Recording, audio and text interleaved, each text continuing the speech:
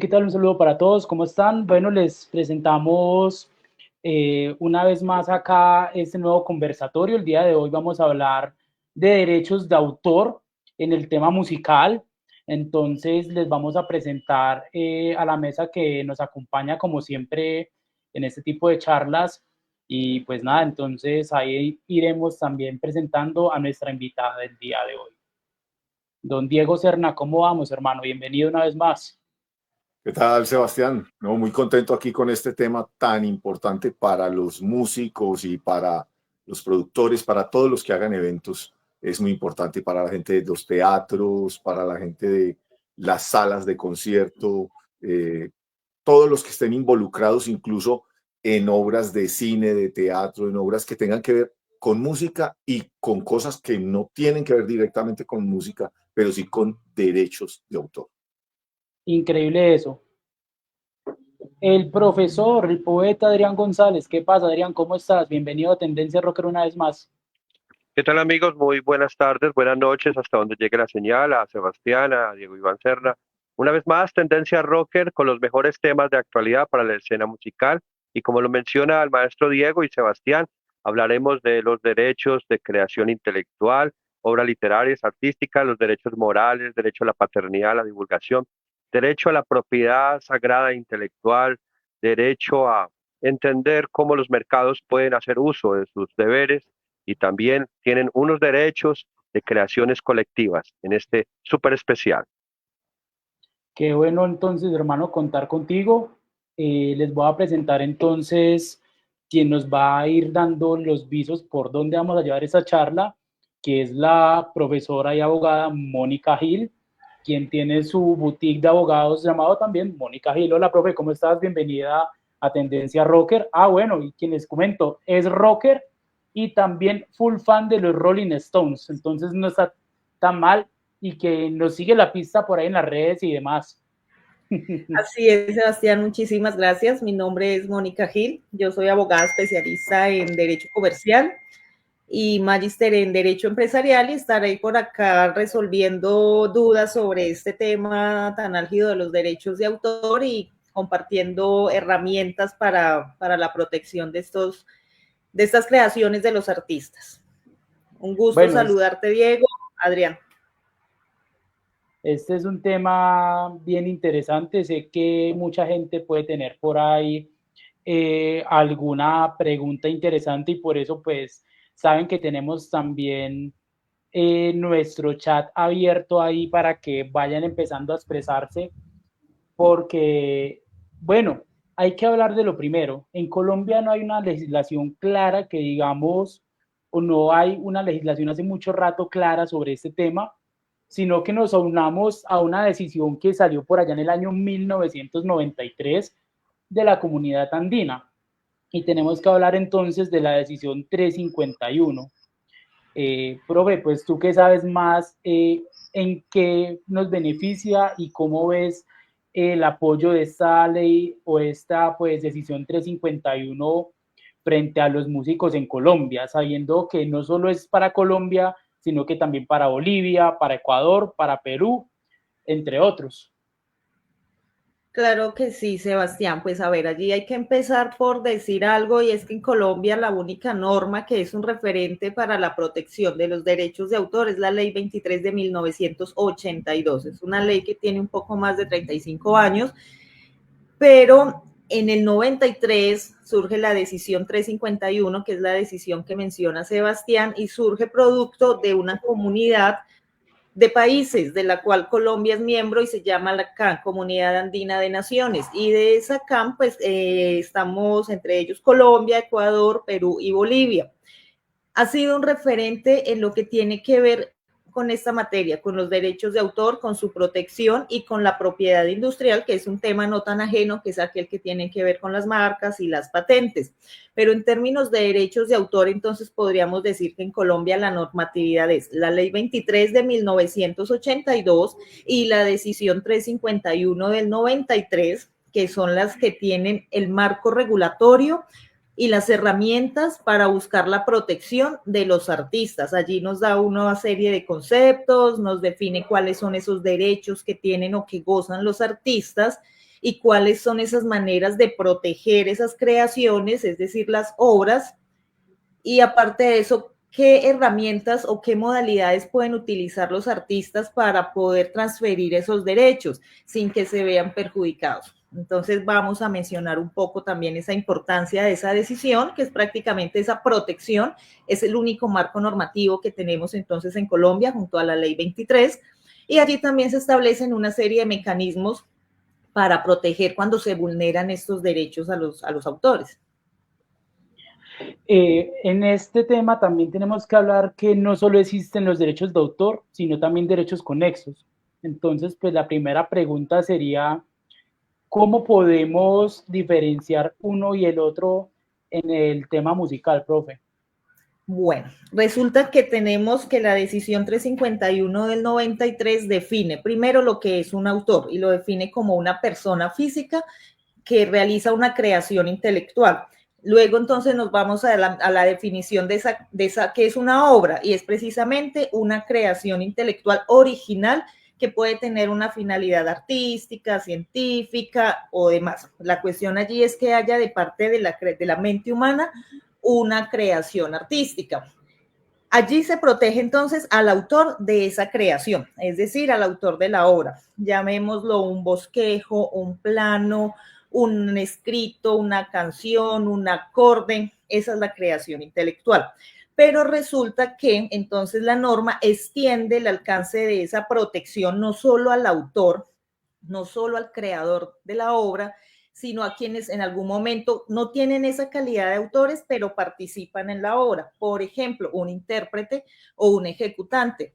¿Quiénes son intérpretes o ejecutantes? Unos narradores, un músico, un bailarín, un cantante, quienes interpretan o ejecutan la obra que creó el autor. Entonces, esa protección se extiende no solo al autor, sino a quienes también participan en la obra, con la ejecución o con la interpretación. Diego. Bien, ahí tengo una inquietud de muchos empresarios. Yo trabajo en conciertos básicamente y tengo una inquietud sobre la ejecución de estas obras en recintos públicos. Siempre hemos tenido en cuenta para los espectáculos que cuando estamos en un colegio público, en una universidad pública, estos sitios, a estos sitios se les exime de tener estos compromisos de derechos de autor, porque estamos en un claustro público y son estudiantes públicos. ¿Hasta dónde llega realmente esta obligatoriedad o salvarse de esta obligatoriedad para hacer eventos en las instituciones educativas públicas? Vale, Diego, pues es que precisamente la norma deja allí como unas salvedades o unas excepciones, porque siempre que tú vas a utilizar unas obras de otro artista, hablemoslo en término musical, otras canciones, tú tienes que tener autorización de ese autor para compartirlas, o si los derechos los tiene una casa discográfica, tienes que tener derechos para poder utilizarlas en un evento. Pero las excepciones precisamente caen cuando se trata de eventos que tienen una finalidad cultural, académica o científica. Entonces, en esos casos, cuando el evento se va a hacer al interior de una universidad pública, son de esos pocos casos en que se exime solicitar autorización del autor, pues toda vez que allí no hay una finalidad comercial, sino que es compartir en un evento o en un espacio académico. Entonces, esa sería una excepción a esa regla general de siempre tener que contar con la autorización del autor o del titular de los derechos. La excepción son esos eventos culturales, académicos, científicos que no tienen precisamente una finalidad comercial. Pero entonces se me crea una inquietud. No obligatoriamente tiene que ser en instituciones educativas públicas, puede ser en instituciones educativas privadas también. También, pero siempre y cuando la finalidad, porque allí lo que la norma hace énfasis es en la finalidad del evento, porque puede ser en una universidad privada, pero si se va a solicitar una contraprestación, entonces en ese sentido el evento requerirá una autorización, pero si es un evento abierto al público, digamos que se va a hacer una muestra cultural y entonces allí van a sonar unas canciones, va a existir un sonido y mientras está el sonido se van a proyectar unos videos musicales, pero la finalidad es académica, esa sería la excepción. Pero si vamos a cobrar la entrada al evento y vamos a tener unos patrocinios y va a haber una contraprestación económica, en ese sentido, entonces ya estaríamos pasando por encima de esa excepción. Muy bien, muchas gracias. Vale. Profe, entonces yo quería hacerte una pregunta ahí, y ya pasamos con Adrián. Nosotros en febrero hicimos un evento en el que tú estuviste, como lo fue la reproducción aquí en Armenia del documental El Titán, la vida y obra de Elkin Ramírez. ¿Esto entraría a ser parte de dentro de lo que Diego te acaba de preguntar? La finalidad inicialmente era académica, ¿cierto? Totalmente. Al ser pues en conjunto con la Secretaría pues de Cultura Departamental. Exactamente, entonces allí la regla general es que no se requiere autorización, ¿cierto? Porque tú no estabas cobrando una entrada ni se estaba generando una contraprestación económica. Entonces, en ese sentido, no se requiere como tal esa autorización para poder compartir. Ahora, si se trata de un video promocional, de un evento promocional que está buscando también retribuirle o generarle alguna contraprestación al artista, pues en ese sentido sí se hubiera requerido solicitar algunos permisos, de pronto Saico y Asimpro o demás, o autorizaciones del director o productor del documental. Pero en ese sentido no se requiere, toda vez que la finalidad, como mencionaba ahora, es netamente cultural o académica. Totalmente entendido. Por acá nos empiezan a saludar John Montes desde Manizales y me dice, ¿y programas de radio donde difundan música en su programación? ¿Dónde entrarían estos? Bueno, los programas de música que hacen radiodifusión, ellos deberían contar inicialmente con un permiso. Lo que pasa es que ahora con estas plataformas de streaming y aplicaciones que se puede transmitir la música, en muchas ocasiones están pasando por alto precisamente esas solicitudes o esa cesión de derechos que hace el autor, que muy difícilmente, pues, o sea, hay un intermediario que son las sociedades de gestión. Entonces, ¿qué debería tenerse allí? Al menos un permiso de Saico y Asimpro, ¿cierto? Toda vez que allí tú vas a también hacer una publicidad, van a hacer unas pautas comerciales, hay unos patrocinios, entonces eso ya está adquiriendo unos seguidores y está generando una especie de contraprestación. En ese sentido, mínimamente se debe contar con un permiso de Saico y Asimpro. ¿Por qué? Porque tú estás ejerciendo un derecho que le corresponde al autor y es el de la reproducción. Por eso el de allí es de donde adquiere sus ingresos. Él lo que hace es cederle los derechos a la casa discográfica. ¿Y qué hace la casa discográfica? Ir a hacer contratos con las emisoras. Entonces, en ese sentido, todas las radiodifusoras deberían contar con un permiso o mínimamente pagar Saico y Asimpro, porque lo que están haciendo es reproducir públicamente canciones que están protegidas por los derechos de autor. Adrián. Sí, doctora, una pregunta. Pues ya mis amigos lo han mencionado. Este tema es muy complejo, irá para una saga Netflix de varios especiales con usted. De verdad que hay que hablar mucho sobre los derechos de autor. Mi pregunta es esta. Vemos en la calle coloquialmente cómo nuestra idiosincrasia cultural coloca avisos de películas que solamente los que tienen más de 40 años las conocimos en la era de los humanos, series de televisión y colocan, por ejemplo, el restaurante chino Chuck E. Cheese o, por ejemplo, restaurante El Chavo, un ejemplo así, o miscelánea Volver al Futuro. Si llega un productor de Hollywood por acá en tierras indianas como turista y ve ese aviso, ¿puede haber una demanda de derechos de autor? O si alguien pasa una película que su cartelera tuvo una secuencia hace más de 20 años y de repente llega por cuestiones del azar un productor de Hollywood a ese recinto, ¿puede haber una demanda de derechos de autor allí? Pues a ver, Adriana, aquí hay dos cosas. La primera es cuando tú mencionas la película y si hablamos netamente de derechos de autor y esa persona tiene que tener una autorización si él va a cobrar la entrada, porque yo puedo acá reflejar en mi apartamento una película e invitar a mis amigos y allí no hay ningún inconveniente, ¿cierto? Pero si yo si saco avisos, si hago publicidad, si invito abiertamente al público y les cobro una entrada por ir a ver esa película, allí tienen que estarse pagando unos derechos. Hasta ahí una parte de la pregunta. La otra pregunta se traslada más a la propiedad industrial. Te hago una introducción. La propiedad industrial ya no habla de los derechos de autor, sino que habla de las marcas, que son los signos distintivos y las creaciones industriales. Mira que una cosa es una marca, una cosa es Coca-Cola como marca, y otra cosa es el diseño de Coca-Cola. Eso es una creación intelectual, el diseño, el color, la canción, ¿cierto? El lema, eso sería una creación intelectual. A esas creaciones las protege el derecho de autor. Incluso me atrevo a traer un caso que ocurrió acá en Armenia y otro muy reciente en Bogotá, un negocio acá de comidas que se llamaba Warner Burger, acá en Armenia. Fue denunciado ante la Superintendencia de Industria y Comercio y tuvieron que cambiar el nombre y su menú a Warner Burger porque eso estaba generando una confusión. Y Warner Bros. Demandó y entonces el restaurante tuvo que hacer unas modificaciones de su imagen, de su publicidad, porque estaba usando una imagen que estaba protegida, pero en temas de marca. Lo mismo pasó con uno en Bogotá que se llama, lo conocí recientemente, Los Perritos Express.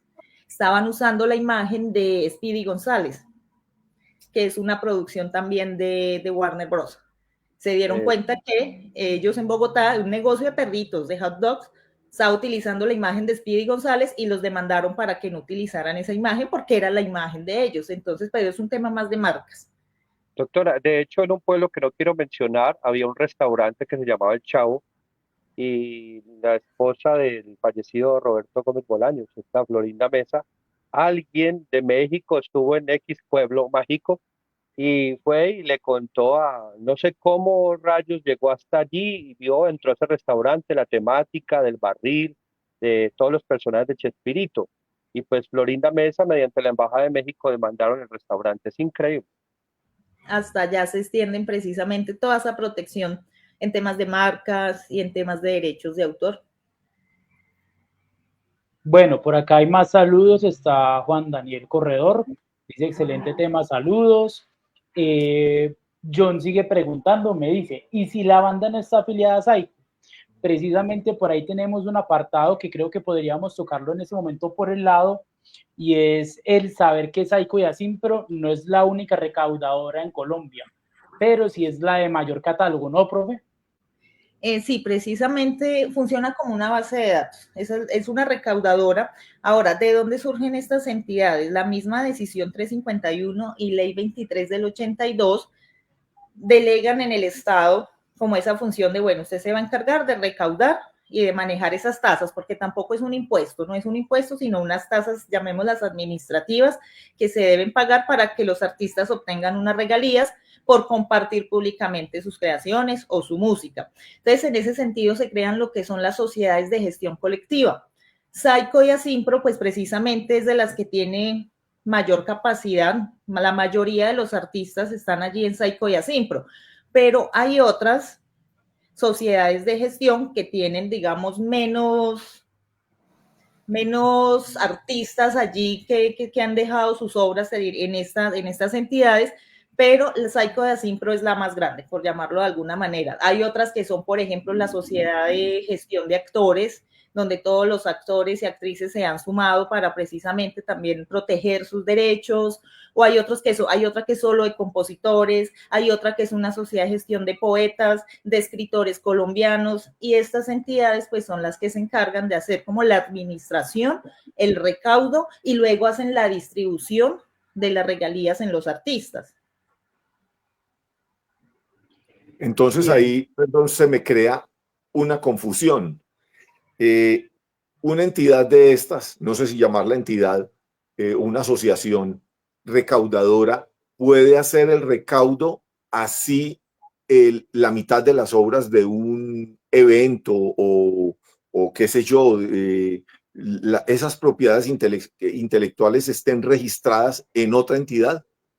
No, recauda las que le corresponden. Entonces, Psycho recauda las que son de los compositores. Asimpro recauda de intérpretes y ejecutantes. Las de gestión de actores, entonces recauda la de los actores. La de escritores, lo de los escritores. Pero cada una tiene un objetivo y una finalidad. No se puede ir a otras especialidades, por así decirlo. Ahora, ¿qué protege? Perdón, Sebastián. Pues a todos los artistas que tienen esa protección ya inscrita o que han sumado sus obras allí para que ellos las tengan en su base de datos. En ese sentido es donde es lo que ellos cobijan. Buenísimo. Esto tiene un tipo de remuneración y de gestión colectiva. Esta decisión 351, ¿cómo establece que debe ser eso, profe? Eso es dependiendo, en el sentido que cada vez que la Saico de Asimpro va a liquidar unas tasas, pues dependerá si es para un evento, si es para un establecimiento de comercio, si yo voy a tener un bar y allí va a haber venta de licor y se va a exponer música, entonces ellos van a hacer una liquidación de acuerdo a si ese establecimiento de comercio, cuántos ingresos genera trimestral, anualmente, incluso también para las empresas de transporte público. Si yo tengo una flota de buses o una empresa de buses de transporte público en la ciudad y allí siempre colocamos la emisora, todos los conductores empiezan a trabajar y colocan la emisora, pues hay que pagar Saico de Asimpro. Entonces indicará qué tipo de música y qué tipo de reproducción o comunicación pública es la que va a hacer. Entonces, en ese sentido, se aplican unas tasas o una liquidación para cada caso en especial. Bueno, esto también tiene otro tema que es el tiempo de la protección de los derechos sobre la marca y demás. Quería preguntarte cómo está esto evaluado en el tiempo en Colombia, porque hay unos países que son a 50 años, otros países como en Estados Unidos me decías que son a 90 años. ¿Cómo es eso acá en Colombia? Y de ahí pasamos con Adrián. Bueno, Sebas, primero hay que hacer allí una anotación y no es marca, sino derecho de autor, ¿cierto? Sobre ¿qué es lo que se protege? La obra, ¿cierto? Entonces, ¿cuánto es el término de duración de la protección sobre la obra? Lo que dure la vida del autor. Entonces, mientras el autor esté vivo, la obra estará protegida. En caso de muerte del autor, entonces ha dicho la ley que en Colombia el plazo se extiende 80 años más, es decir, desde la muerte, toda la vida del autor, y una vez que muere el autor, esa protección sigue vigente durante 80 años más. ¿En cabeza de quién? De los herederos o de quienes adquieran la titularidad de sus derechos. Sí, doctora. Adrián. Es similar a la pregunta que hizo Sebastián. Por ejemplo, en caso de coautoría, hay ejemplos en donde hay obras que son varios autores. Después de la muerte del último coautor, ¿qué tipo de obras protege el derecho de autor? Y una última pregunta, un caso atípico y muy especial que lo vemos en nuestra idiosincrasia colombiana y latinoamericana. He visto, por ejemplo, bandas de rock con nombres de textos bíblicos del Antiguo y Nuevo Testamento. Sabemos que es un texto universal. Es decir, ¿podría el Vaticano demandar eso porque alguien le usó por utilizar un libro bíblico sobre una marca de ropa interior o de pronto un texto en particular? ¿Podría haber algo así? Pues Adrián, a ver, primero la primera pregunta. En términos de coautoría, la protección, si hay 2 o 3 autores, ¿cierto?, que participaron en la obra, entonces a cada uno lo protege a partir de la muerte. Empieza a proteger la obra ese tiempo a partir de la muerte de cada uno. Entonces, para los derechos del autor X, pues desde el momento que muere, a él empiezan a contar esos 80 años, a él. Pero si los otros 2 aún viven, pues sobre ellos todavía recae esa protección. Y hasta que muera el último autor. Y a partir de la muerte del último autor, pues también entonces corren los 80 años para ese último autor. Y en el caso de la Biblia, pues sí es bien particular porque la Biblia es un libro de dominio público. Allí no, digamos que no hay ninguna titularidad, nadie tiene la titularidad, es más, hay muchas versiones de la Biblia, dependiendo de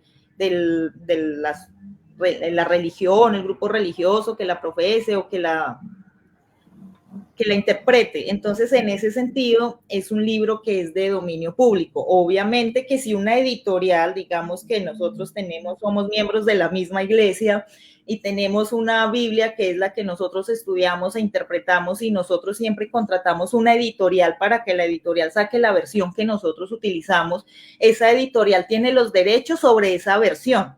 No tanto sobre el contenido, porque el contenido ya es de dominio público, pero sí sobre sobre la forma en que el diseño, las presentaciones, si hay una portada, si ellos tienen una forma y la hacen a través de gráficos, si hay alguna ilustración. Entonces, sobre eso sí tiene esa editorial unos derechos. Entonces, si hay una ilustración sobre la Biblia que nosotros profesamos y esa editorial tiene esos derechos y mañana alguien la copia, pues recaería la protección sobre esa ilustración, más no el contenido, porque ya eso es un libro de dominio público. Entonces, allí como tal no hay nadie que pueda decir que es el titular de ese libro, de ese texto. Diego. Bueno, se me plantea otra duda y es la ejecución de la música no en vivo, pero sí en eventos en vivo. Ya se tocó algo del tema, como danzas, como obras de teatro que llevan canciones grabadas. Ya estoy hablando de ejecución de música grabada definitivamente. Entonces, aquí uno queda por fuera, porque no se está ejecutando música en vivo.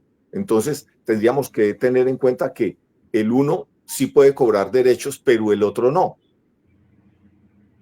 A ver si te entiendo, porque allí hay dos opciones. Una es la interpretación de música en vivo, ¿cierto? Ajá. Y en ese sentido, tú debes tener la autorización del autor de esas obras. Es decir, mañana acá hacemos un evento y traemos a Pedro Pérez, que es artista, perdón, no a Pedro Pérez, pero si hay un intérprete que quiere cantar las canciones de Pedro Pérez en el evento, tendríamos que tener la autorización de Pedro Pérez o de quien maneje sus derechos, llámese casa o sello discográfico, que nos permita en X evento poder hacer esa interpretación. Muy diferente a cuando se trata solo de reproducción, porque reproducción es que allá en un equipo se va a reproducir ese sonido o esas canciones. Allí va a estar con Saico de Asimpro porque ya tenemos autorización para la reproducción, va a estar solo para ese evento. Pero si vamos a hacer interpretación, en ese caso sí necesitamos la autorización del artista o de quien tenga los derechos, porque ya lo vamos a hacer mira que es una connotación diferente. Son derechos patrimoniales diferentes y para poder utilizar esos derechos patrimoniales se requiere previamente la cesión del autor o la autorización del autor. Entonces, ¿sobre qué canciones nos va a permitir hacer una interpretación? Él tiene que autorizar. Entonces, autorizará esta y esta canción, sin modificaciones, sin transformaciones, las podrán cantar tal cual yo la creé. O no es que le queremos adicionar esto y cambiar esto, bueno, entonces lo autorizo, como puede que diga, no lo autorizo. Puede sonar de pronto coloquial, pero nosotros de alguna manera lo hacemos como caiga, como decimos. Yo recuerdo hace un tiempo un gran conflicto, digámoslo así, con Nietzsche, el grupo de Cali, y algunos exintegrantes, cantantes que pasaron por la historia de Nietzsche y que fueron importantísimos con obras que hicieron que el nombre Nietzsche se fuera a nivel internacional. Y esos cantantes se retiraron, armaron sus orquestas o salieron como solistas y pues obviamente se iban a cantar estas canciones que los hicieron famosos a ellos también, porque ellos eran los cantantes originales de esas canciones con Nietzsche. Y luego llegó Nietzsche, los demandó y les dijo, ustedes no pueden interpretar estas canciones porque no son de su autoría. De su autoría. ¿Qué cosa tan compleja esta, doctora? Sí, Diego, es que precisamente ahí es donde en el tema artístico ahí se encuentra uno con muchos vacíos legales, vacíos contractuales. Inicialmente uno puede ver por los casos, los artistas empiezan a crear, son amigos, entonces no se habla de contrato, no se habla de quién va a tener los derechos, le damos nombre a la agrupación, vamos creciendo y luego cuando llegan las diferencias que cada uno va a coger por su lado, entonces ahí sí, bueno, ¿qué me llevo? ¿Qué es mío? ¿Qué no es mío? Entonces eso es bien complejo. ¿Qué sería lo ideal desde que empiezan a crecer las bandas o a crear y a tener estas producciones y creaciones?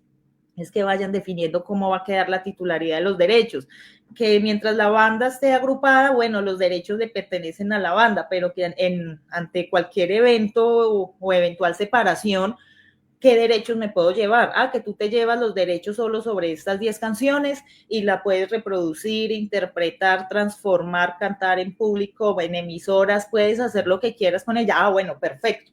Como pasa en muchas ocasiones que no se ha dicho nada, y como tú ya dices, casos famosos, empiezan luego a separarse las bandas y empieza cada uno por su lado a utilizarla, a reproducirla, a comunicarla, a generar alguna especie de contraprestación con eso y pues allí es donde ya viene el titular y dice, venga un momentico, es que eso nos pertenece. Caso similar el que ocurrió hace poco, que sancionaron al cantante Nelson Velázquez, que era de un grupo de vallenato, porque precisamente a él le habían hecho una sesión, habían dicho el titular ni siquiera era él, ni siquiera era la banda, el grupo de vallenato, sino que era el sello discográfico.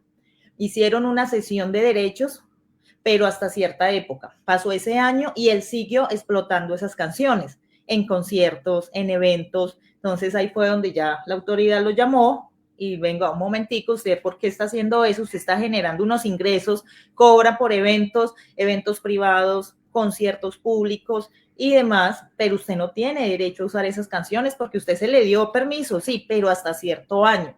Y él lo siguió haciendo después. Entonces, ocurre precisamente eso, es por la falta de concretar cómo se va a manejar desde el principio.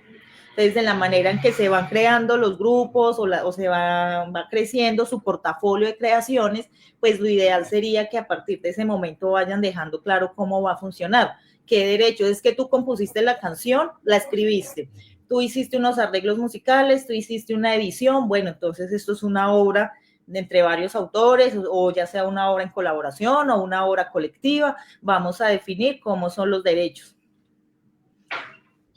Diego, vos que has hecho parte de eso, perdón, Adriancho. Diego, vos que has hecho parte de esto.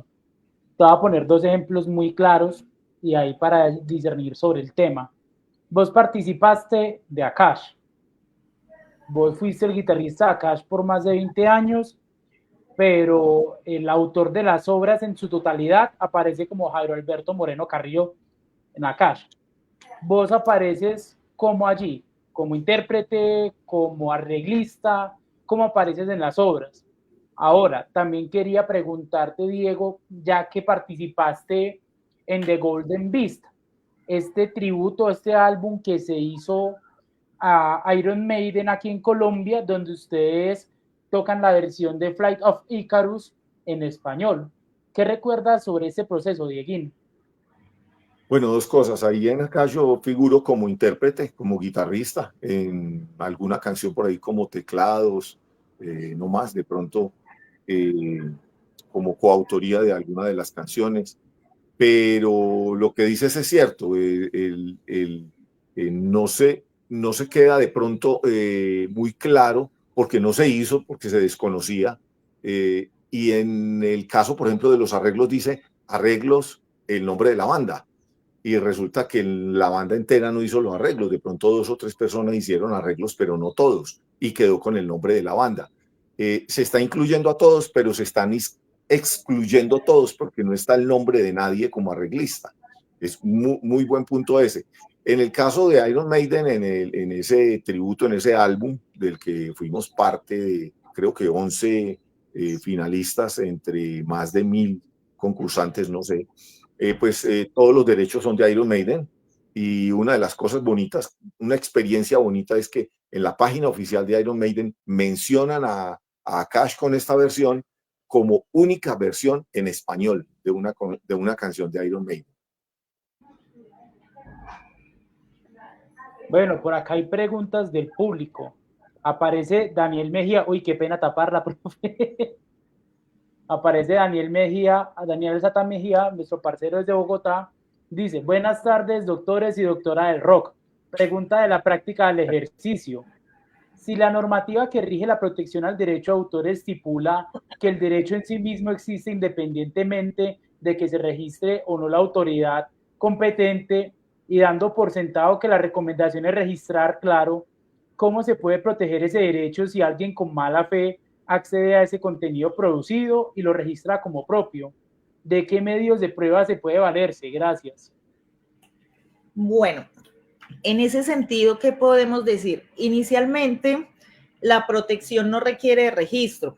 ¿Qué menciona la norma? Que la protección nace cuando se materializa la idea, y allá hay que mencionar algo importante, una característica de los derechos de autor, y es que no se protegen las ideas. Siempre la idea deberá estar materializada en un dibujo, en un boceto, en un escrito, siempre deberá estar materializada. A partir de que nace esa creación, se entiende o se adquiere esa protección, a partir de que nace la obra.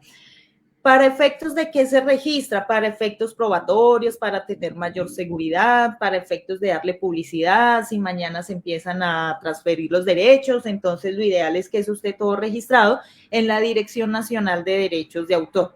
Entonces, alguien realiza una creación, realiza o crea una obra, nunca la registra, pero se supone debe estar materializada, entonces tiene un archivo digital, será una manera de probar a través de ese archivo y de desmembrarlo un poquito, bueno, en qué momento se creó, porque siempre los archivos pues conservan una información desde que se creó, entonces era una manera.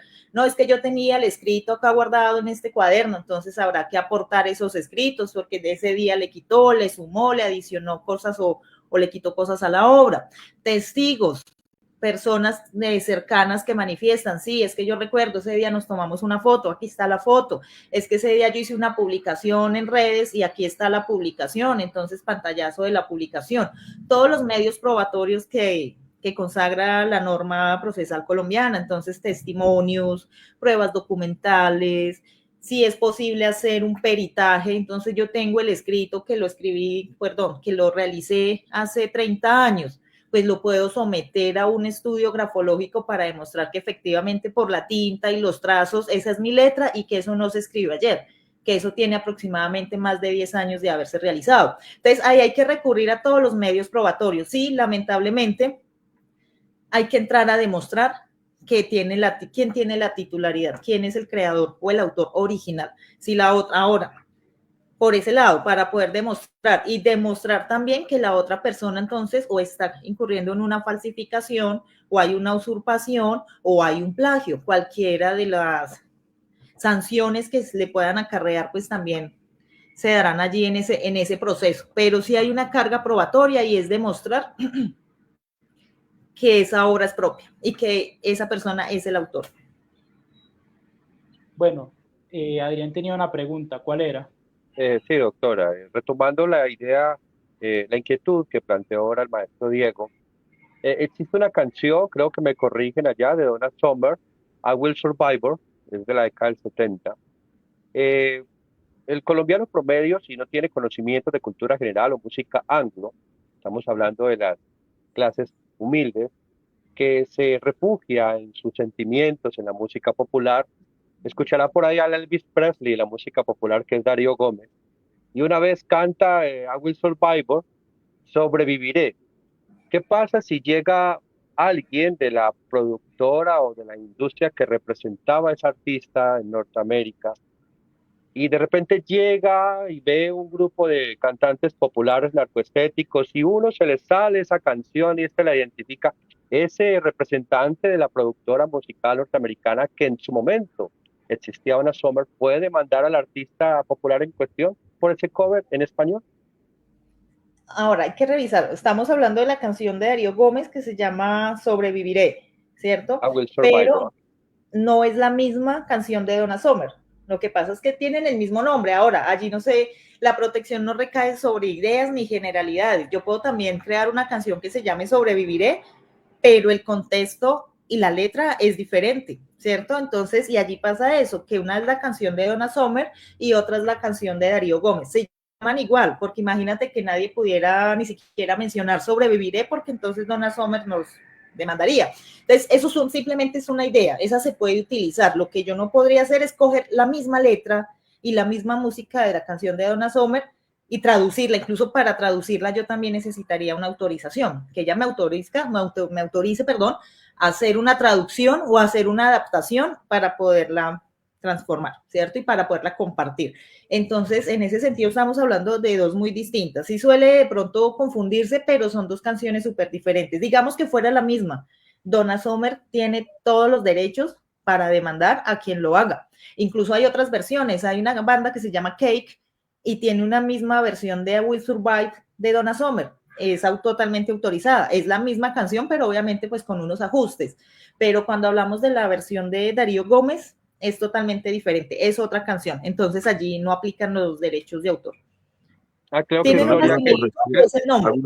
Una corrección. Gloria Gaynor. Gloria Gaynor. Gracias. Sí, ok, correcto. Bueno, yo quiero hacer una pregunta sobre el tema de marca.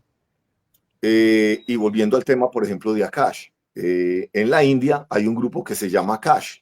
Recientemente vi a un chico que es muy exitoso en esa zona también, que tiene el mismo nombre.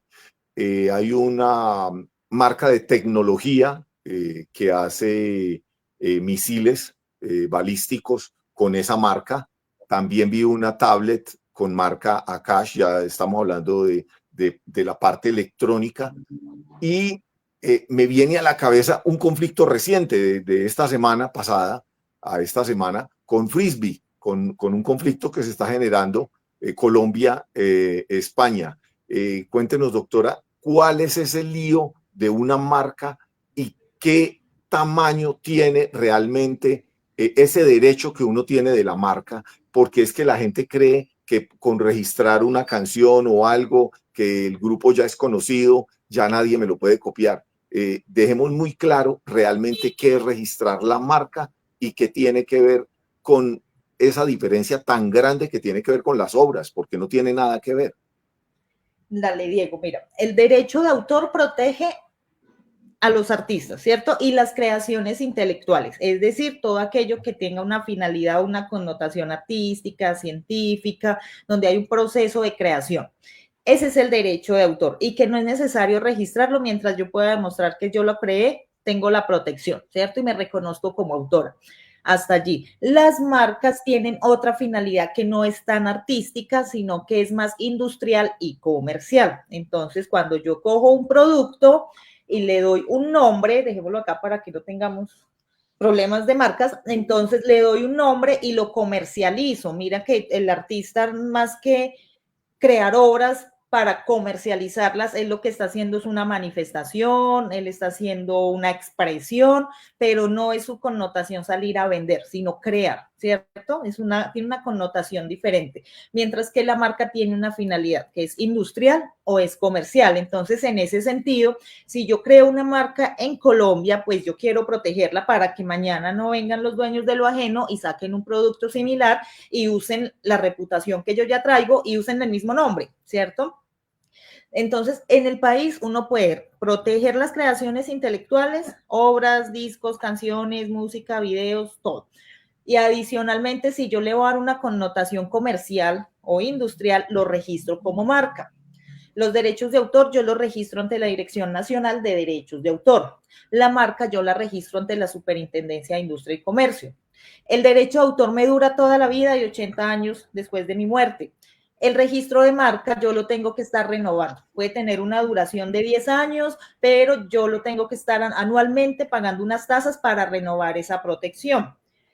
El caso de Frisbee o el caso de Akash en otros países, esa protección de la marca es solo en el país.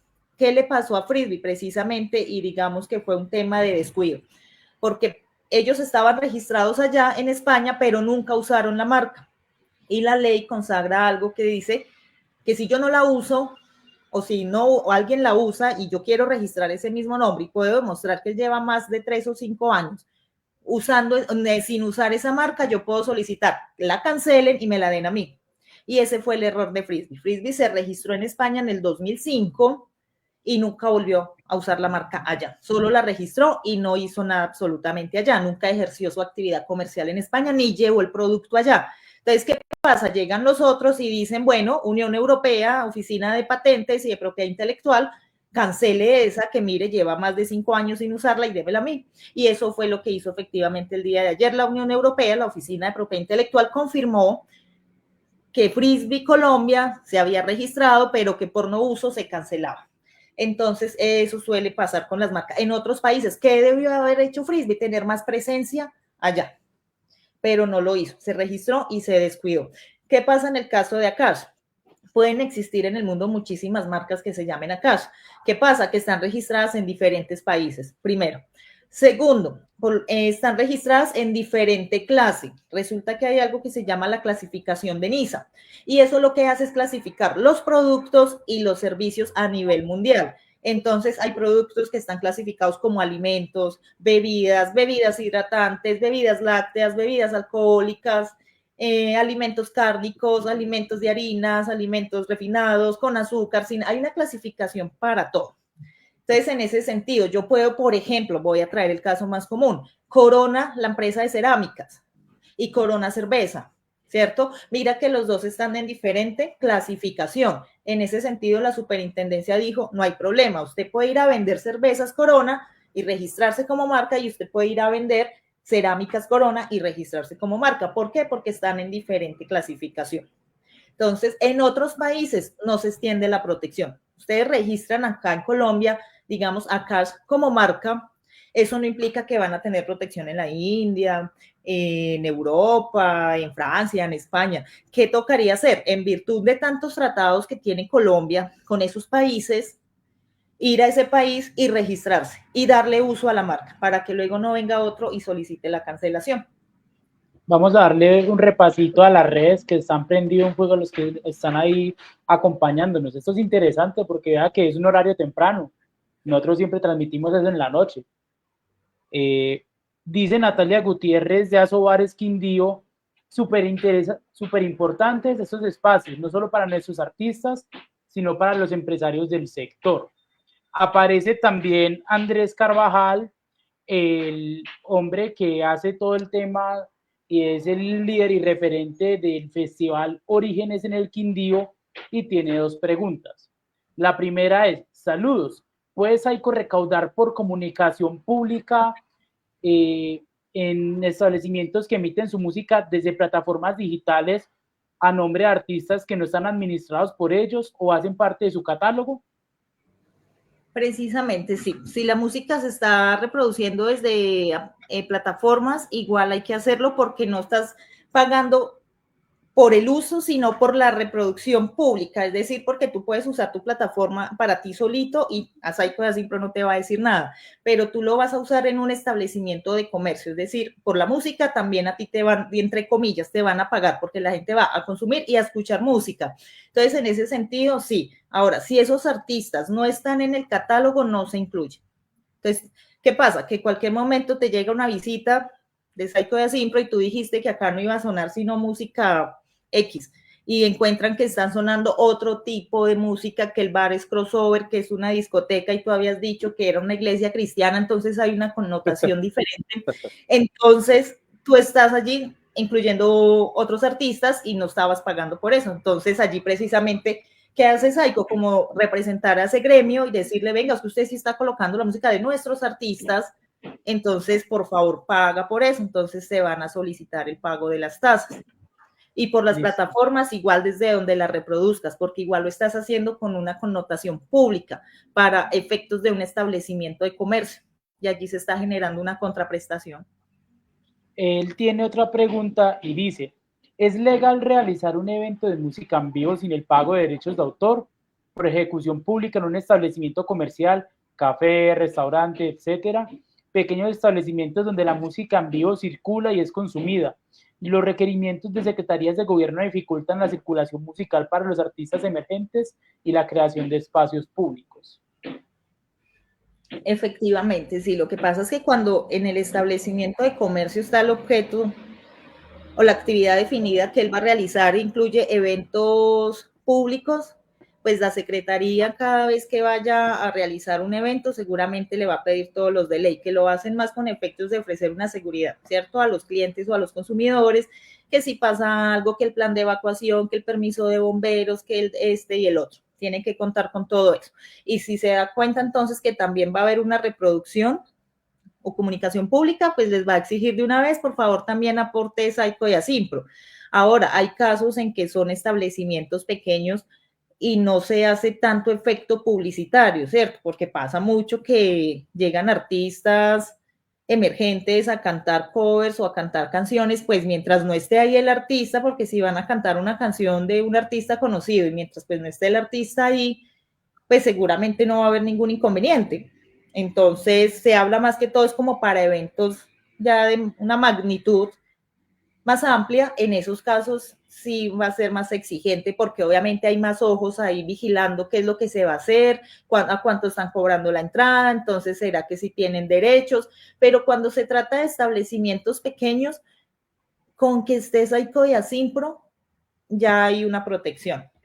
Porque lo que te digo, los eventos que se hacen no tienen la magnitud de un evento público. Es muy diferente cantarle a 4 o 5, sí, ese establecimiento tiene una connotación comercial, pero es hay psycho y así. Pero cuando ya es un evento más grande, en ese sentido ya hay que requerir autorización directamente, ya sea del artista o de la casa discográfica o de la editorial o de quien tenga los derechos. Oiga, Diego, le preguntan por acá a usted. A propósito, Diego, ¿por qué eligieron el nombre Akash? Háblele de los ciclos akáshicos. Diego. Como un paréntesis ahí, bueno, Jairo Alberto creó ese nombre porque estaba leyendo alguna vez un libro, según cuenta, y estaba sobre el tema de los inicios de la vida, ¿no? Entonces, por un lado era como, no sé si era un libro del Yin y el Yang o algo así, y en ese libro decía que la primera vibración del éter es denominado Akash, pero cuando la primera vibración de la vida, ¿no? Cuando algo surge como esa explosión espontánea de vida, vibra, a eso se le denomina el Akash. Y cuando una persona muere, un ser vivo muere, también se le denomina Akash en ese libro. A él como que le gustó mucho ese tema, el argumento de esa palabra, y lo dejó fascinado y lo usó para la banda. Interesante. Te dejan un saludo, profe. Pues Juan Daniel dijo que eres la mejor. Excelente transmisión. Gracias, Daniel. A mí, obviamente, a los muchachos de Tendencia Rocker por esta transmisión académica, también a Diego y a Adrián. Gracias, Omedani.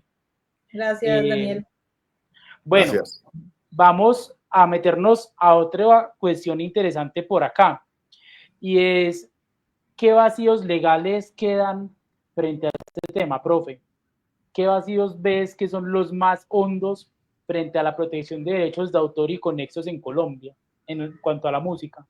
Bueno, Sebastián, en términos generales no hay muchos vacíos. Digamos que la ley 23 y la decisión 351 han sido un buen referente normativo.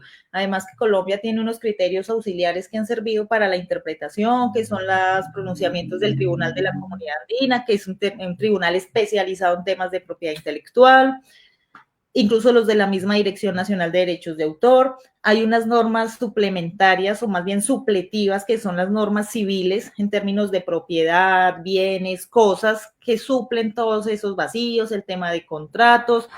Ahora hay un tema que es bien particular y es el de la generación de creación de obras a través de la inteligencia artificial. Entonces allí es donde sí se está empezando a notar un evidente vacío o la necesidad de la urgencia de empezar a regular, porque no hay una regulación. En Colombia no hay ninguna norma que regule quién tiene los derechos de una obra que se crea a través de una plataforma o una herramienta de inteligencia artificial.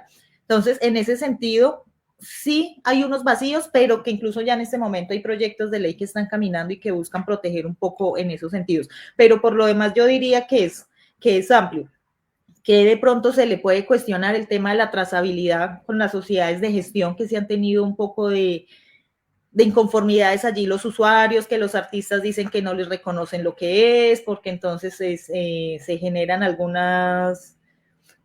No hay muchas políticas de transparencia, ¿cierto? En el manejo o en la administración de ese recaudo de esas regalías o a la distribución que se hace a los artistas, pero la norma está, ya es una cuestión de aplicación y de más vigilancia. Pero por lo demás yo creería que el marco normativo es muy completo. Lo que digo, ahora lo que falta es regular el tema es con la inteligencia artificial y a quién se le va a reconocer esa autoría cuando la obra es generada por IA.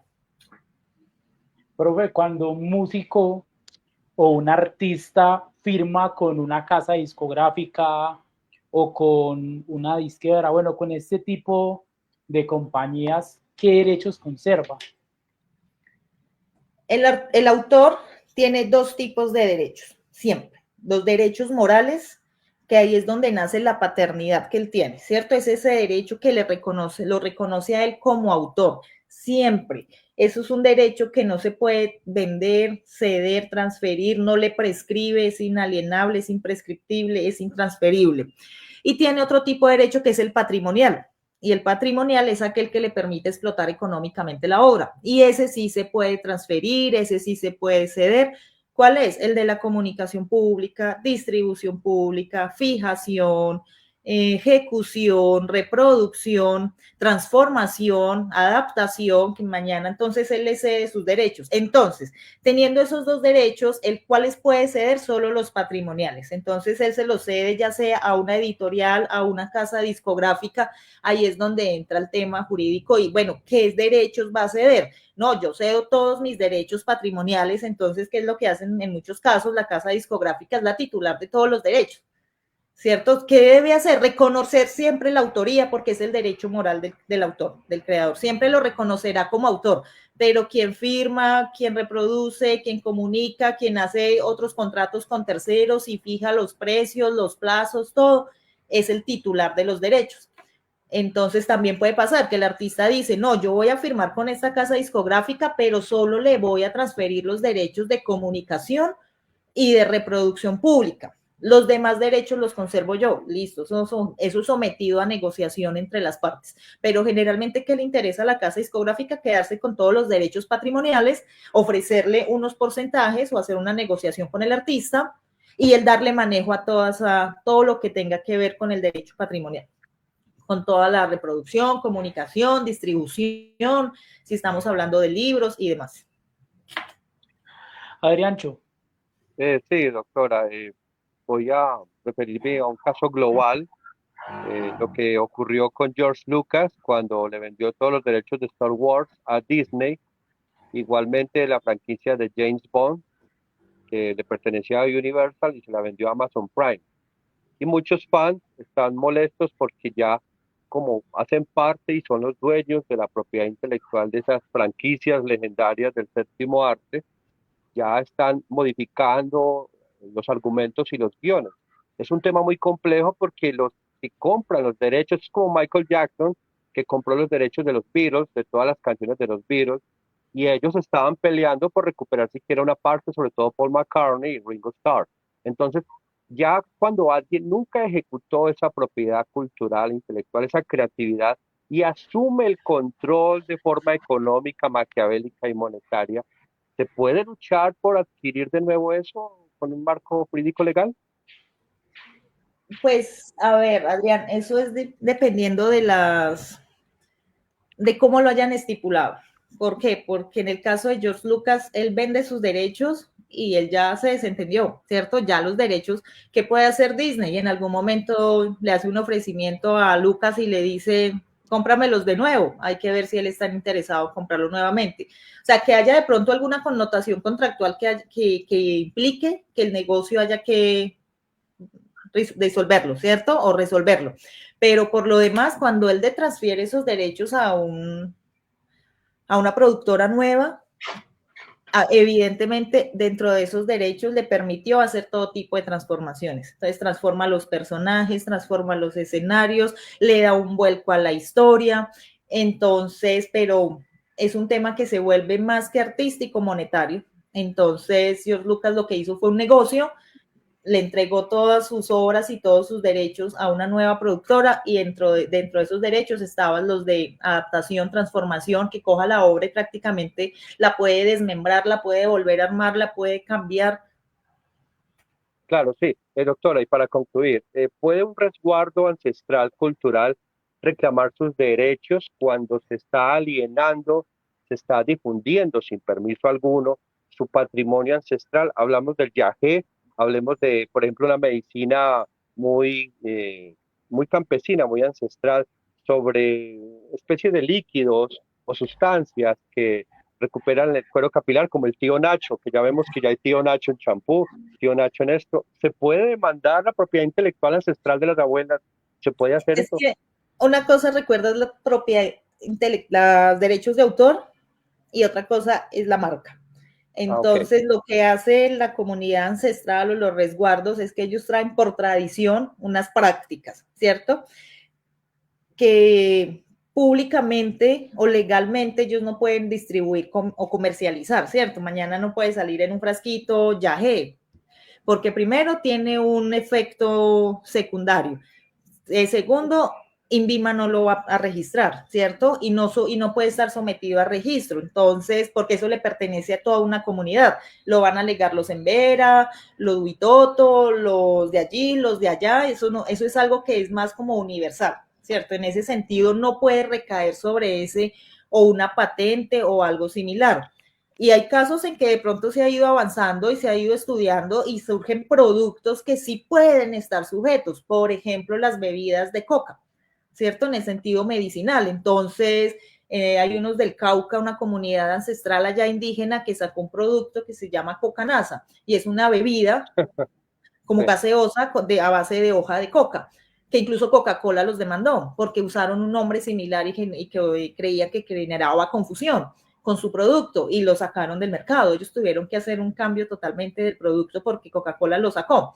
Pero como tal, ellos ir a patentar un producto que es medicinal y que es propio de ellos es muy difícil. ¿Con qué sí lo pueden hacer? Con lo artesanal. El sombrero, los tejidos, esas identidades que son más artesanales pueden estar sometidas, ya sea a una denominación de origen, a una patente, a una marca, a derechos de autor. La gastronomía, doctora, por ejemplo, la arepa es colombiana, pero los venezolanos dicen que es de ellos. Entonces ahí también hay una disputa, ¿cierto? No, ahí sí ya es un tema mucho más amplio que ninguno puede alegar. Ya es cuestión del que más le guste la de allá o la de acá, pero ahí no se puede alegar. En ese sentido, pues, una propiedad no, porque es un producto generalizado. Bueno, muchachos, Pero vamos tú a puedes ir, sacar tu propia marca y comercializarla y darle un nombre, pero La tu arepa marca más Adrianza. no. Sí.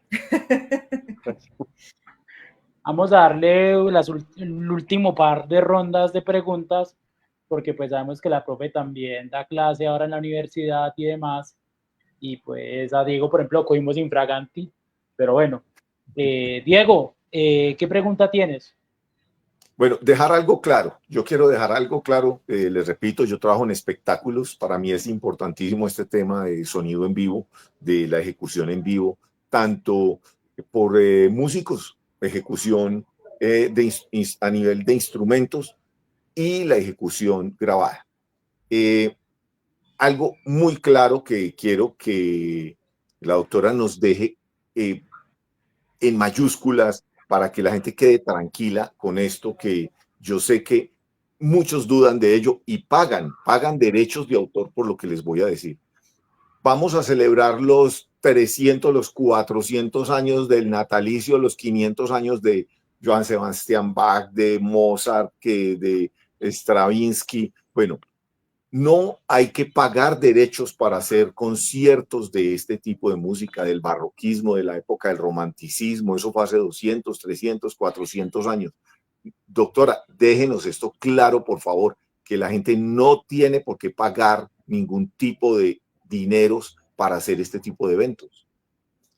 Efectivamente, Diego, como tú dices, y eso se da es porque ha pasado el tiempo, ya son obras de dominio público, entonces en ese sentido no se requiere ni pagar ni solicitar una autorización ni una cesión de los derechos, eso es de uso libre, entonces en ese sentido no hay que pagar ningún tipo de tasa por reproducir, por comunicar, por divulgar ese tipo de música, porque ya es de dominio público.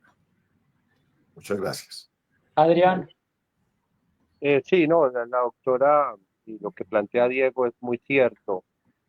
Hablando no solamente de las obras inmortales, de la ópera, también de las citas y de las eh, autorías literarias que también hacen parte de esto. Ya habíamos hablado que un referente sagrado como la Biblia, el Corán y otros textos, las obras de teatro, por ejemplo, las composiciones musicales, dramáticas, cinematográficas, todo está sujeto. Ahora con la inteligencia artificial, ¿puede una compañía de ingeniería genética patentar la esencia de alguien que está en criogenia? Háblese de la criogenia cuando colocan un cuerpo en estado de preservación y de repente sacan sus genes y quieren replicar a alguien, o una red social puede robar fotografías o imágenes y, por ejemplo, Facebook, esta red social, ¿cómo puede uno demandar la autoría y la propiedad intelectual de la propia imagen de un ser humano? Bueno, lo que dices primero, Adrián, del tema de la criogenia y el ADN y prácticamente clonar a otra persona, eso no, porque incluso eso está amparado por un derecho supremo que son los derechos humanos y demás. Entonces, en ese sentido, muchos estados han frenado esos avances biológicos o biotecnológicos, a pesar de que se han estado haciendo en algunos laboratorios, pero a pasos muy lentos, de manera que la regulación de los países lo pueda permitir, porque eso es pasar por encima de derechos internacionales y de derechos humanos. Pero sí hay incluso avances, sí se está haciendo, pero no se puede patentar. En el otro sentido, la otra pregunta tuya era, se me escapó, ¿sobre qué era? Sobre el tema de la IA. Yes. ¿Cuál era la pregunta concreta que se me fue? Bueno, sí, sobre las redes sociales y de Ok, la pronto imagen, sí. la imagen, la imagen. Pues sucede algo y es que cuando tú subes un post o haces una publicación con una imagen tuya, tú cuando creaste tu usuario, autorizaste y por allá después de una letra muy pequeñita, cuando estabas creando tu perfil o tu usuario, la plataforma te dijo, acepta términos y condiciones. Te pregunto, Adrián, ¿tú los leíste? La letra chiquitica sí que se lee con lupa. Sí. Bueno, no, Allí estás autorizando el uso compartido de tu imagen y todo lo que subes allí. Entonces, eso prácticamente es hacerlo público. con Entonces, razón, ya, perdón, doctora, la interrumpo. Con razón en las ceremonias de la notaría, cuando está la unión de parejas de hecho, la letra pequeña, ambos no las leen. Entonces, no solo ahí, en muchos casos no la leen. Y claro. luego es cuando nos buscan. Bueno, por ahí hay una pregunta del público. Otra vez, Andrés. Saludos, un festival musical de ejecución pública involucra artistas no administrados por Saico. ¿Debe pagar una tarifa a Saico por ejecución pública o derecho de autor? ¿O se puede demostrar que no representan a los artistas en este caso? Pues tendría que demostrarlo. Lo que pasa es que eso sería entrar en un complejo trámite burocrático, ¿cierto? ¿Por qué? Porque tú vas a realizar el evento y Saico te va a decir, no, eso es un evento de ejecución pública, usted vaya a reproducir música, usted tiene que pagar estas tasas. Ah, es que aquí solo va a sonar música ancestral y ninguno de estos artistas están dentro de Saico, en el catálogo. Pues ellos allá van a entrar en un trámite. Entonces, a efectos de no dañar o complicar la apertura del evento, mucha gente dice, no, paguemos esa tasa. ¿Cuándo viene la pelea? Después, para poder demostrar, ahí sí puedes ir a demostrar. De entrada, ellos no deberían cobrarte si tú demuestras que no vas a incluir artistas que están dentro de su catálogo, pero estamos, o sea, les estoy explicando en el sentido más práctico que si el funcionario te insiste y no te deja hacer el evento solo porque falta Saico, y tú tienes que entrar en una pelea para poder demostrarlo. Incluso muchas veces las tasas no son muy altas, se sale más fácil pagar Saico, hacer el evento y luego ya ir a decir, bueno, venga, discutimos y yo le muestro que no. Pero igual, obviamente, en la regla general es que si no vas a utilizar artistas que están en el catálogo, tú no tienes por qué pagarle a Saico, porque es que Saico lo que hace es precisamente recaudar para luego distribuir unas regalías con los artistas que tiene ahí. Si ese artista no está, no tienes por qué pagar, ¿cierto? Pero como te digo, casos se ven en donde si el funcionario te quiere insistir y es que me tiene que dar el certificado que usted ya pagó y si no, no lo dejo. Muchachos, última pregunta entonces. Diego Iván.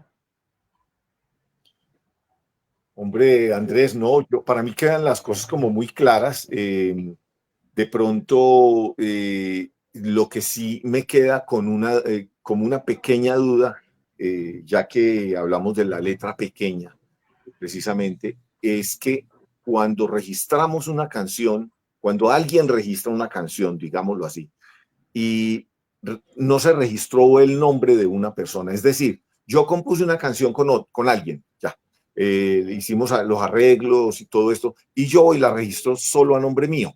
Es decir, me robé la parte de mi amiguito. Pasaron 5 años y mi amiguito dice, venga, ¿qué pasó si yo fui parte de esa coautoría?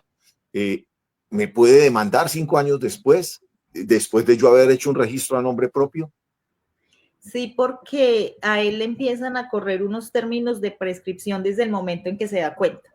Entonces él no supo desde el momento en que tú lo registraste, sino que se dio cuenta 5 años después, y se dio cuenta que 5 años después tú vienes explotando esa canción y que te has, digamos, ganado $1 millón por esa explotación, y nunca lo mencionaste ni siquiera como autor. Entonces, en ese sentido, él te podrá demandar, él tendrá que demostrar que tú has generado unos ingresos por esa explotación y que nunca lo mencionaste. Mira que hablábamos ahora del derecho moral y el patrimonial, tú allí le afectarías los dos, el moral porque nunca lo incluiste como autor y él tiene derecho a que se le reconozca esa paternidad sobre su obra, es como un padre también de la obra.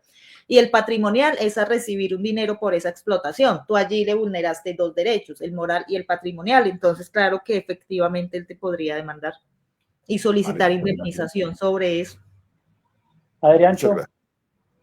Sí, el tema está claro desde un punto de vista muy lógico para esta audiencia virtual que estaba presenciando este importante programa en Tendencia Rocker. Sí, doctora, entonces queda como precedente para un futuro que las normas y que se haga una modificación a la Constitución para que estos piratas del Caribe de Saico y Asimpro no sigan atentando contra las dignidades de los sectores culturales. Porque le voy a citar un ejemplo, quizás sea una pregunta, quizá.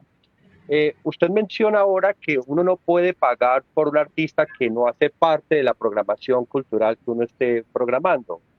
Si el artista no está en la parrilla o en la lista del set list de canciones, llámese agrupaciones o bandas cover, pero si de repente hay una agrupación que está tocando heavy folk de Nueva Zelanda o heavy metal maorí o black metal de Etiopía o somalí, ¿hay que pagar por eso cuando Saico de Asimpro ni siquiera conoce esas tendencias?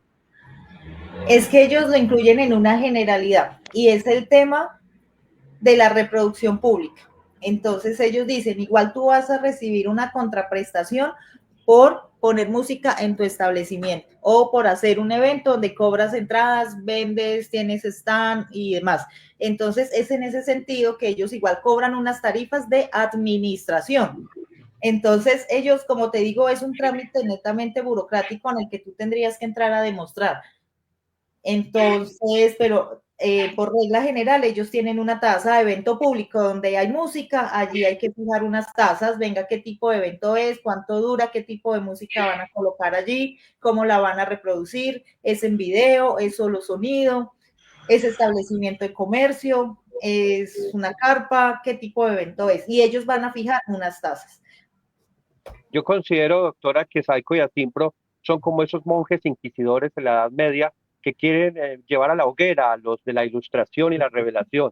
O sea, de verdad, son peligrosos que Torquemada.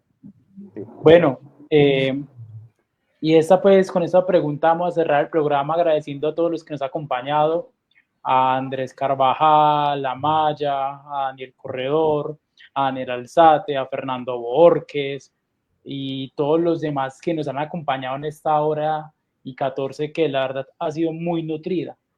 ¿Quién le invitarías o qué le indicarías o qué le dirías a una banda que esté surgiendo que haga frente a sus obras como recomendación una vez empieza a hacer esto?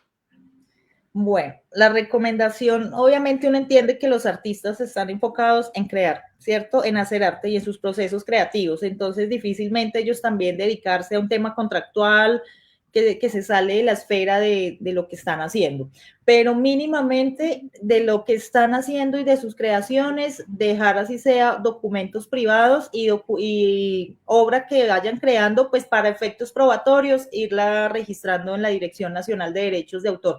Es un trámite supremamente sencillo, no necesitan abogado, es simplemente crear un usuario en la página de la Dirección Nacional de Derechos de Autor, y allí como una plataforma de muy fácil acceso donde dice quieres registrar una obra audiovisual, es musical, es una composición, es un discurso, es una obra inédita, tú allá lo que haces es registrarla y eso para efectos probatorios ya les va a servir de antecedente, que si mañana alguien va a venir a alegar es que eso era mío o eso era mío, ve acá hay un registro donde dice que es de todos, o que no es ni tuyo ni mío, sino que es una obra en colaboración de una banda que se llama así y que está registrada así.